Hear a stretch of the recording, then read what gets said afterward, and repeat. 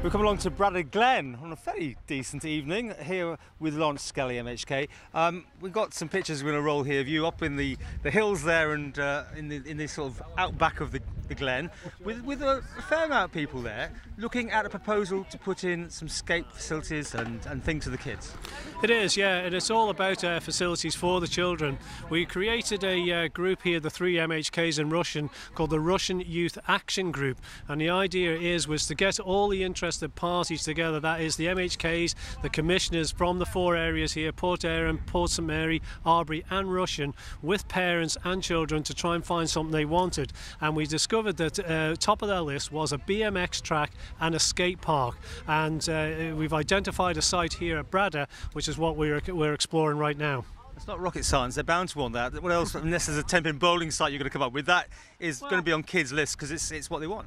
It is. It's not rocket science, but we do not have a BMX track right here in Russian. It seems that most parts of the island do, and we don't have one here. So what we need to do is to find an appropriate site that's not too far away, that they can all have access. And there's a car park right here, there's a cafe right here. It's got a lot of things that tick the boxes. And we've also got here the minister from DEFA, Phil Gorn, our own MHK, so we think it's a viable option. I mean, there weren't a lot of kids and parents there. I mean, and overall, when you set this thing up, it was the parents that were there and the adults. Can you actually engage with children on this? I mean, because you want their support, don't you? Absolutely, we need their support. There was, I don't know, 10, 12 of them there. But I will tell you that we've had numerous contacts through our Facebook page. We've had letters written to us. We've had children phone us up and parents. And people offering to help in all kinds of shapes and sizes. Okay, well, we've got a few words with some mums and also the children up there. This is what they said about the idea of having the skate park. It'd be good and fun, and we'd be able to help a lot. So, yeah. I think it's good because it'll attract more people to come over and play on it and stuff. I think it'd be a great idea for the kids, just something for them to do and save all the trips into Douglas and Ramsey. Yes, get them off the Xbox. I think this is going to be a great idea because it could make something for us in Port Erin to do. I reckon it'll be good so we can learn new tricks and hopefully become professionals and win the X Games or something like that.